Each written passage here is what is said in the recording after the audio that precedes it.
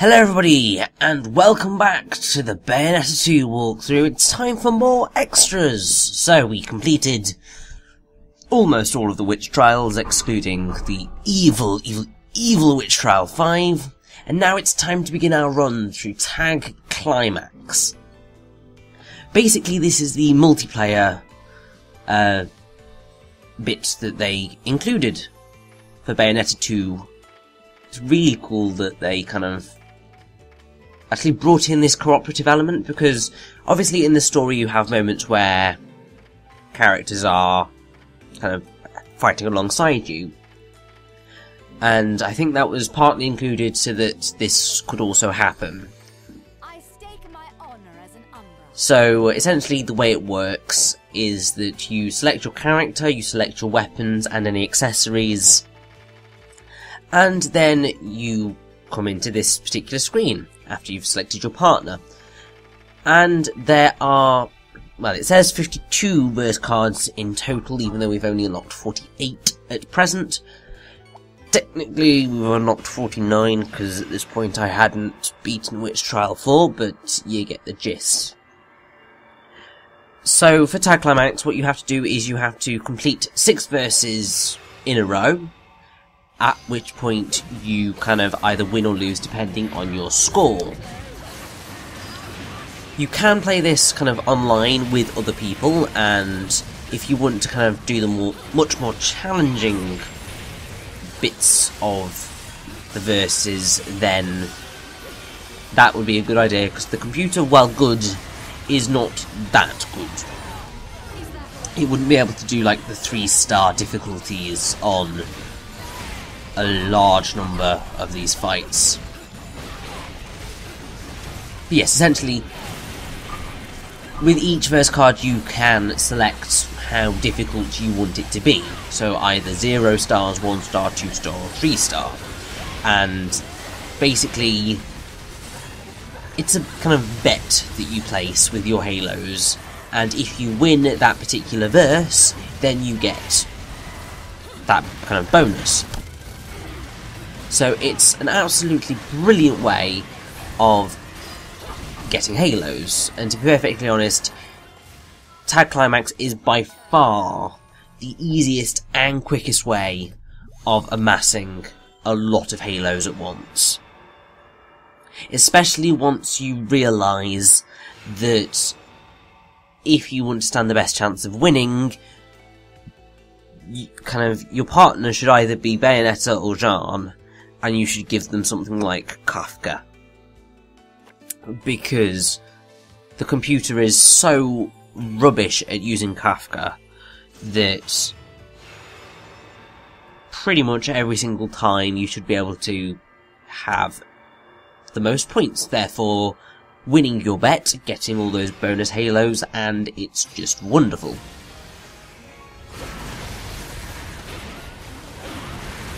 Now, there are a few kind of odd little quirks of Tag Climax.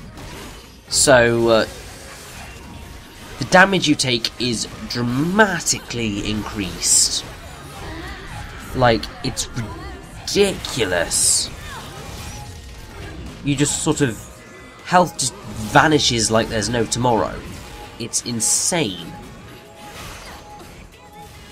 Also, if your kind of partner or you die, it's not the end of the verse, because you can rescue them and bring them back to life. Unfortunately, it can get a little bit frustrating if they are out of the way, but yeah.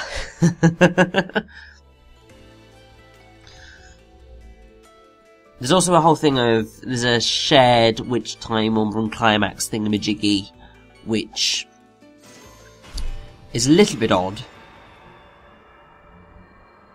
because I'm not quite sure how it activates. I think it's kind of, you fill up the kind of thingy in the middle of the hood, and once that is completely full, then you will go into kind of the shared witch time, which just means you get extra hits and all that jazz. And this kind of verse against the fidelities is ridiculously easy. Like, as you kind of... if you play through all of the verses in Tag Climax after unlocking all of them, there are certain verses which you will hone in on as being the easiest to complete. And I have to say, that fidelity one is one of them. Just because you're only facing those two fidelities no matter the kind of difficulty level you're on.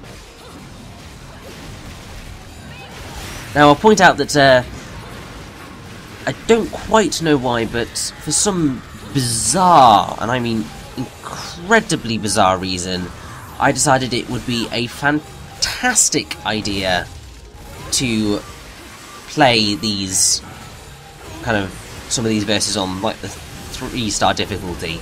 I don't know what possessed me, because just some of them are absolutely bonkers in how difficult they are.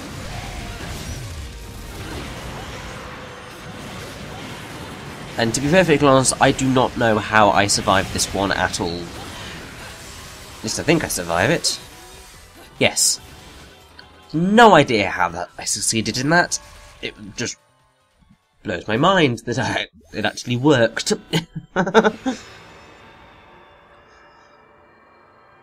But there is also something else with Tag Climax. Basically,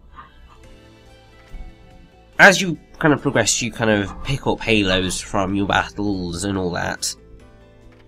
If you die before you complete an entire round of Tag Climax, then you are given the option of continue or not.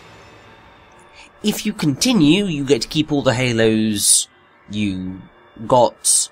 You're all fine, you just kind of have to restart playing Tag Climax. If, however, you choose not to continue, which I will tell you now, don't do, it's just not worth it. You will, because basically you lose all your halos. And that's not good for anybody. So just retry, because it's not exactly like you get punished for it or anything, so it's not a bad thing.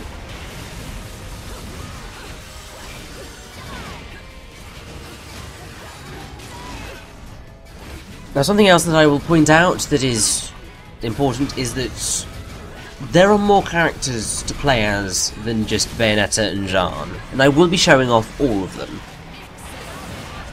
Now, one character you unlock for beating the game on 3rd Climax, one character you unlock for beating a particular verse in Tag Climax, well, 2 of them actually, you get for beating particular verses that will randomly appear in the middle of your Tag Climax round.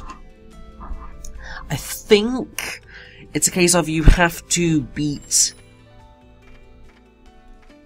it's about 16 verses in total for it to kind of turn up.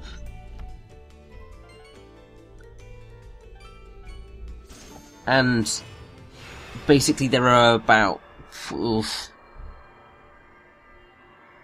4, 5 verse cards that can randomly appear, and yeah, they are hard. Very cool, but very difficult, and 2 of them are entirely linked up in unlocking you characters to play as.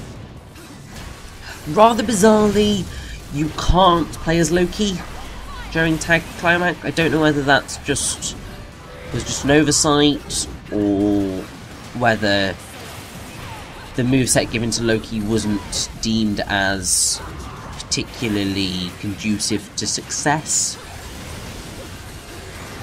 I mean, the one time we did play as him, he didn't really do a whole lot. So I guess they just maybe they didn't have the space to add another character, because pretty much all of the Tag Climax characters that you can play as are characters that you fought with during the main game, and they actively did stuff.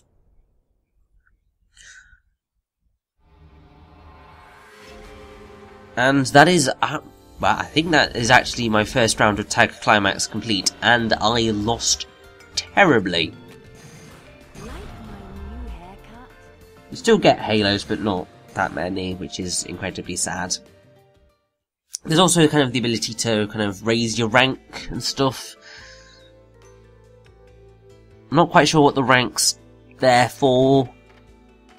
I think it might be so that they can match you with players of a similar skill level,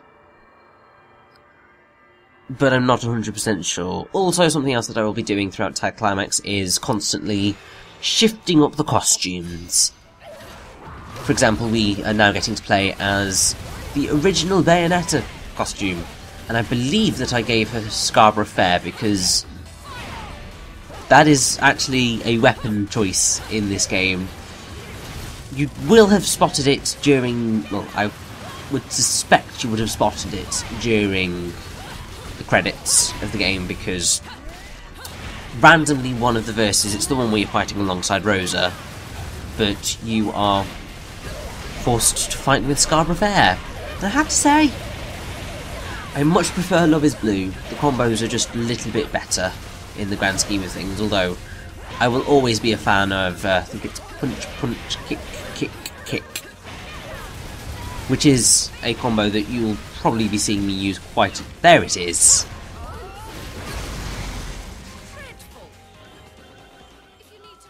It's just wonderful.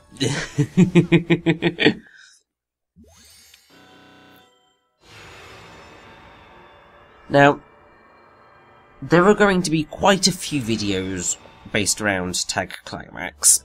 6 in total, because essentially what I wanted to show off was all 53 verse cards, as well as a round with each of the optional characters, although I don't think I ever go near playing as Jeanne, because she is basically identical to Bayonetta, apart from the fact that her All for One moveset, which is the name of her guns, is identical to Scarborough Fair.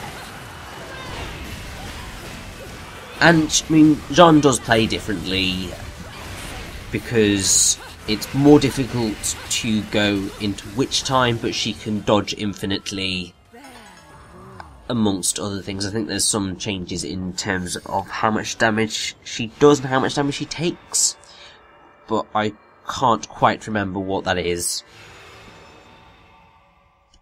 But I will go more into stuff about Jeanne when we actually cover playing the main story as her. Because as I said, I want to do a third climax, kind of little bit, a Jeanne sequence, which is going to be on first climax, and then optional character number 3 on infinite climax, which, let's just say I'm expecting a absolutely metric butt-ton of stone awards for that.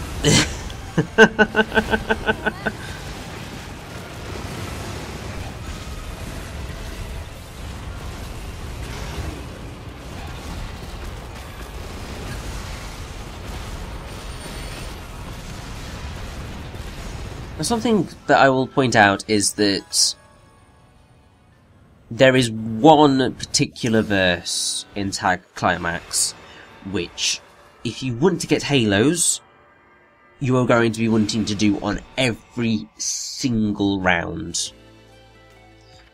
And that is the verse against worship.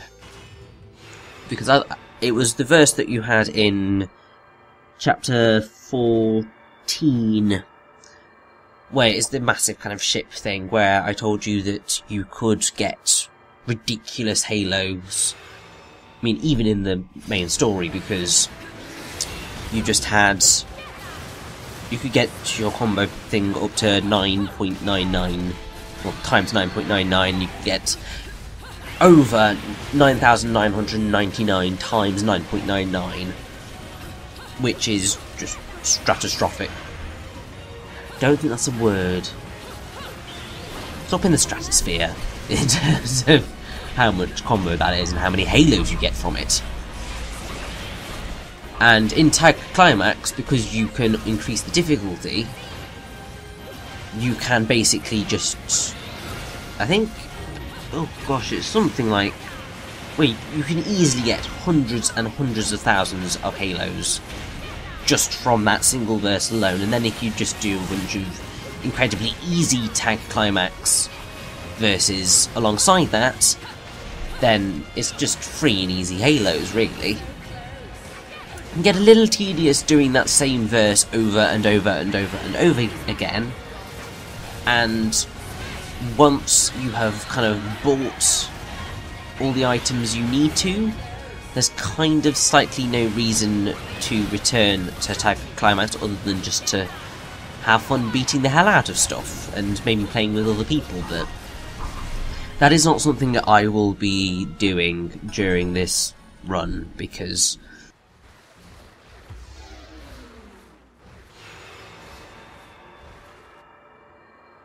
it's mostly because I didn't want any lag stuff to happen, like internet connections to drop. It's mostly because my Wii U internet connection at home is slightly dodgy.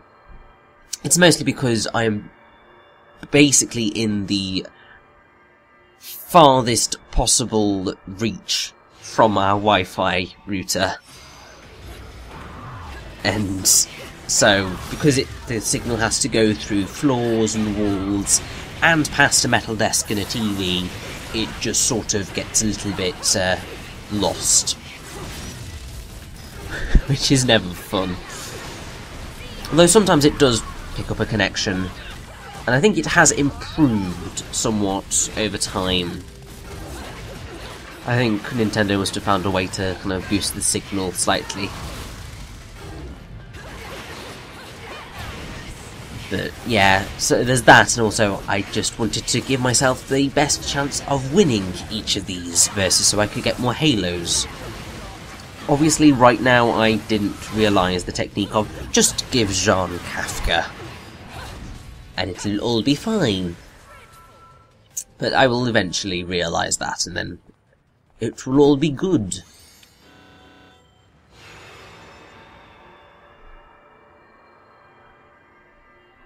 And only one more verse to go, and then part 1 of Tag Climax is complete, and we are going against Alraun, part 2.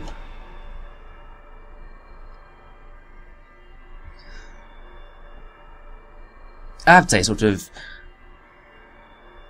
generally I will be sticking with Undine and Salamandra once I've settled into the swing of things, because they are kind of the weapons that I am most comfortable using these days, really.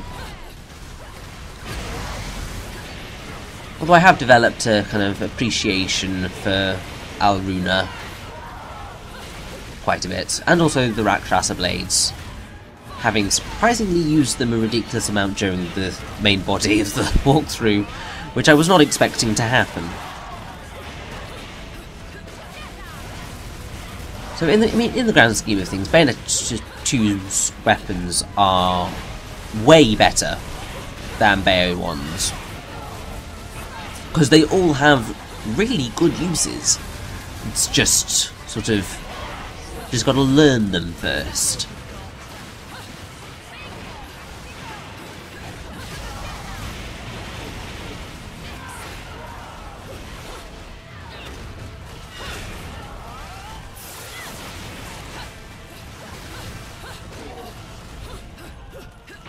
And with that, and we lost again. Oh. Don't worry, that will change soon enough. But that's 2 rounds of Tag Climax complete. We've covered 12 verses. And with a win under our belts, it's time to move on for more.